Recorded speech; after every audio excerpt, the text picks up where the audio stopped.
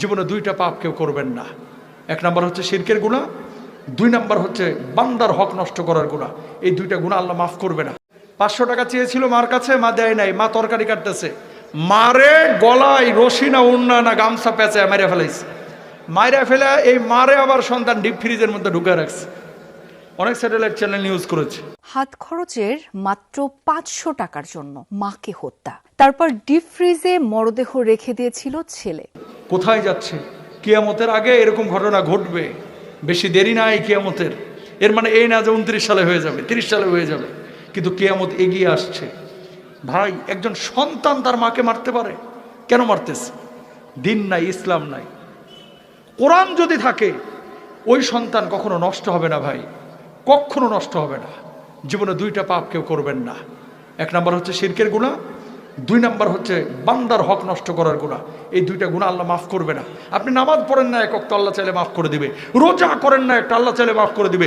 হজ করেন না, আল্লাহ চাইলে মাফ করে দিবে। ভুলে মদ খেয়ে ফেলছেন, আল্লাহ চাইলে মাফ করে দিবে। জেনা করে ফেলেছেন, আল্লাহ চাইলে মাফ করবে।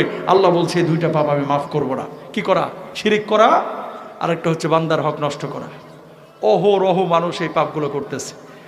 আগারগাঁওয়ের বৃদ্ধাশ্রমে যান, ডাক্তার ইঞ্জিনিয়ারের বাপ মার অভাব নাই, কিন্তু একজন হুজুরের বাপ মাকে পাবেন না। কেন? বাপ মার খেদমত করা, নামাজ পড়া যেমন ফরজ তেমনি ফরজ করেছেন কে? আল্লাহ। একজন হুজুরের বাপ মাকে পাবেন না বৃদ্ধাশ্রমে। ডাক্তার ইঞ্জিনিয়ার বাপ মাকে কেন পাঠানো হচ্ছে? ও জানে না যে ওর বাপ মা ওর জান্নাত, ও জানে না ওর বাপ মা ওর জাহান্নাম। পৃথিবীতে কেউ আপনার নিঃস্বার্থ ভালোবাসে না ভাই, কেউ না। আপনার অবস্থানকে ভালোবাসে। যতদিন আপনার মাল আছে, যতদিন সম্মান ইজ্জত আছে, মানুষ আপনাকে সম্মান করবে। যেদিন সম্মান ইজ্জত নাই, প্রভাব প্রতিপত্তি নাই, মানুষ আপনাকে মনে রাখবে না।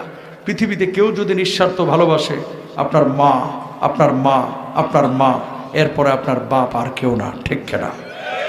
বাপ মাকে কষ্ট দিয়েন না।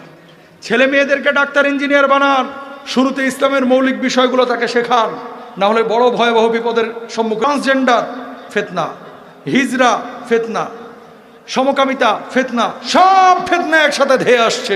যদি নিজেকে কন্ট্রোল করতে না পারেন, ছেলে মেয়েকে মানুষ করতে না পারলে, আপনি থাকবেন হাজি আর আপনার ছেলে থাকবে সমকামী। ঠিক কিনা? আল্লাহ মাফ করুক, আমিন বলেন। সারা পৃথিবীতে দেখছেন সমকামিতাকে কিভাবে প্রমোট করা হচ্ছে, কিভাবে। অথচ নবীজির হাদিস, ওয়াক্কাফার রিজাল উবির রিজাল ওয়ান নিসা উবিন নিসা, নারী নারী আর পুরুষ পুরুষ যখন সমকামিতায় লিপ্ত হবে, আল্লাহ রাব্বুল আলামিনের আযাব ওই পৃথিবীর বুকে চলে আসবে। এদেশের মানুষের ধর্মীয় আবেগ বেশি, ধর্মীয় জ্ঞান কম। এই জন্য লালন শাহর মাজারে গিয়ে অনেকে ইসলাম খুঁজে। কথা বলেন না কেন? বয়া বয়া সারাক্ষণে গাঁজা ডলতেছে, কতক্ষণ পর পর ঠোঁটে ঢুকাইতেছে। এরাও আবার আল্লাহরে খুশি করতে চায়। কথা কোন ঠিক কেনা? এগুলো ইসলাম না, এগুলো কি? ভণ্ডামি। এগুলো কি? নবীজি বলেছেন, আমার উম্মতের মধ্যে 70,000 উম্মতকে আল্লাহ রাব্বুল আলামিন বিনা হিসাবে জান্নাত দিবে। আরেকজন মুহাদ্দিস বলতেছেন, 70,000-এর সাথে 70,000 গুণ দিয়ে যত সংখ্যক হয়, এত সংখ্যক উম্মতকে বিনা হিসাবে জান্নাত দিবে। তারা কারা? লা ইয়াস্তারকুনা, যারা দাগ কেটে চিকিৎসা গ্রহণ করে না। ওয়ালা ইয়াতাতাইয়ারুনা, অশুভ লক্ষণ যারা বিশ্বাস করে না। ওয়ালা ইয়াত্তাবুনা, যারা অবৈধ ঝাড়ফুঁক করে না। ওয়া আলা রাব্বিহিম ইয়াতাওয়াক্কালুন, সর্বাবস্থায় যারা আল্লাহর উপরে তাওয়াক্কুল করে, এদেরকে আল্লাহ তাআলা কিয়ামতের ময়দানে বিনা হিসেবে আল্লাহর জান্নাতে দিবে। জোরে সোরে বলেন সুবহানাল্লাহ। কি শিখলাম সূরা থেকে? এক নাম্বার, ঈমান আনতে হবে। আল্লাহর জন্য যেখানে জানের প্রয়োজন জান দিব, যেখানে মালের প্রয়োজন সেখানে মাল দিব। সৎ কাজ করব, কখনো মানুষকে ঠকাবো না, শিরকের ধারে কাছে যাব না, হারাম কাজে জড়াবো না, হালালের সাথে থাকার চেষ্টা করব। আল্লাহ তাআলা তৌফিক দান করুক। সবাই বলেন আমিন। মানুষ আল্লাহ তাআলার অন্যতম সেরা সৃষ্টি, সত্ত্বেও মানুষের মধ্যে এত ভেদাভেদ কেন? ভেদাভেদ থাকা খারাপ না। মুসলিম অমুসলিমের মধ্যে ভেদাভেদ থাকবে, কাফের এবং মুশরিক মুসলমানদের মধ্যে ভেদাভেদ থাকবে। ভেদাভেদ খারাপ জিনিস না। ভেদাভেদ দিয়ে ফাটল সৃষ্টি করা, বিহাবলিল্লাহি জামিআ, আল্লাহ তাআলা যে বলেছেন আল্লাহ রজুকে এক মানে আঁকড়ে ধরতে, এই রজুটা কেউ যদি ভাঙে তাহলে আল্লাহ রাব্বুল আলামিন তাকে জাহান্নামী হিসেবে আখ্যায়িত করেছেন। তো মুসলমানদের মধ্যে ভেদাভেদ, এটা মুসলমানদের মধ্যে না, সাহাবীদের মধ্যেও ছিল। এজন্য দেখবেন কেউ বুকের উপর হাত বাঁধে, কেউ বুকের নিচে হাত বাঁধে, নাভির নিচে, কেউ নাভির উপরে হাত বাঁধে। প্রত্যেকটাই হাদিসে আছে। বুকের উপরে হাত বাঁধলেও নামাজ হয়, নাভির নিচে হাত বাঁধলেও নামাজ হয়, নাভির উপরে হাত বাঁধলেও নামাজ হয়। আসলো কোত্থেকে? এক একজন সাহাবী এক একভাবে বর্ণনা করেছে, তিনোটাই বিশুদ্ধ। এখন আপনার যেটা ভালো লাগছে আপনি আমল করেন। আপনি দেখবেন মৌলিক বিধান নিয়ে কোনো ভেদাভেদ আছে কিনা মুসলমানদের মধ্যে। কোনো মুসলমান কি বলেছে যে নামাজ 6 ওয়াক্ত ফরজ? না, কেউ কিন্তু বলে নাই। তাহলে মৌলিক বিষয়ে আমাদের ভেদাভেদ নাই, ভেদাভেদ আছে মাসালাগত বিষয়ে। এটা আবার হাদিস থেকে এসেছে। আল্লাহ নবী একটা হাদিসে বলছেন, লা নিকাহা ইল্লা বিওয়ালিয়্যিন, অভিভাবক ছাড়া মেয়েদের কোনো বিবাহ জায়েজ নেই, অভিভাবক লাগবে। অন্য হাদিসের মধ্যে আল্লাহ রাসূল সাল্লাল্লাহু আলাইহি সাল্লামকে জিজ্ঞেস করা হলো, একজন মেয়ে এসে জিজ্ঞেস করছে, আল্লাহ নবী আমার বাপ আমার জোর করে বিয়ে দিয়েছে, এই বিয়ে কি রাখবো না ভাঙিয়ে দেবো? কারণ ইচ্ছে হলে রাখো, না হলে ইচ্ছে হলে ভাঙিয়ে দাও।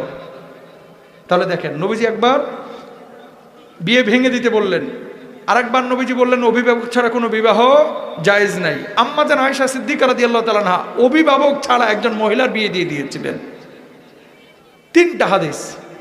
এখন নবীজি সাল্লাল্লাহু আলাইহি ওয়াসাল্লাম যেহেতু বলেছেন অভিভাবক ছাড়া বিয়ে করা জায়েজ নাই, তাহলে মেয়েরা এই হাদিস গ্রহণ করেন, অভিভাবক ছাড়া বিয়ে করবেন না।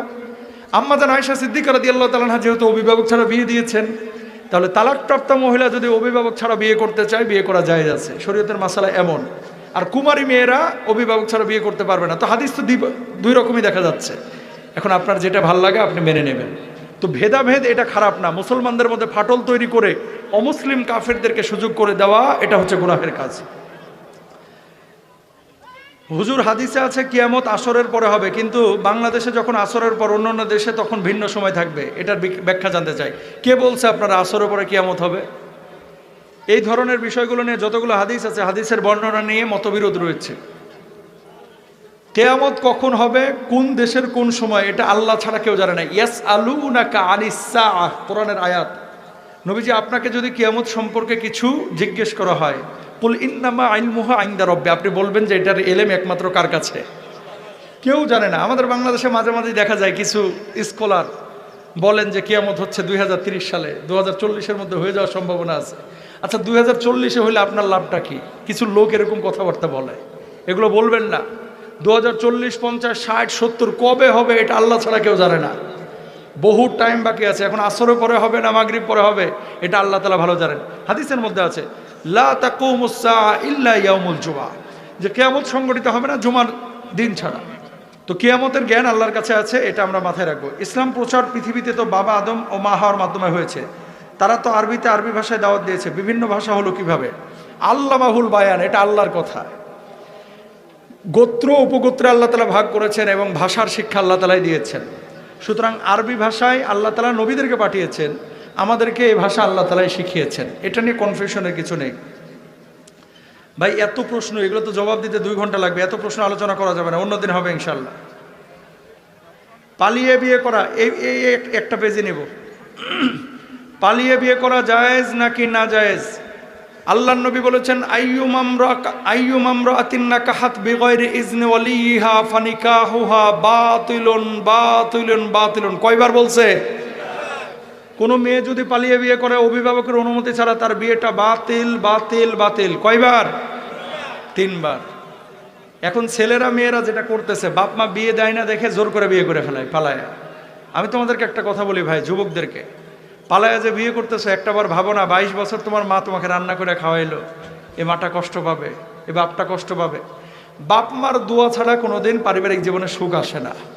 তুমি যে বদদোয়া নিয়ে পালায়া বিয়ে করতেছো, এটা তোমার জন্য নাজায়েজ। তবে হ্যাঁ, যদি নিয়মিত মেলামেশা করে, জেনা ব্যভিচারে লিপ্ত হয়ে যায়, নিয়মিত জেনা করতেছে, বাপকে বলতেছে বিয়ে দাও, বাপে দেয় না, এরকম যদি ক্ষেত্র হয়, এক শ্রেণীর স্কলারদের মতে জেনা থেকে বাঁচার জন্য সে একাকী যদি রাষ্ট্রীয় আইন, শরিয়ার আইন মেনে বিয়ে করে, তাহলে তার জন্য জায়েজ আছে।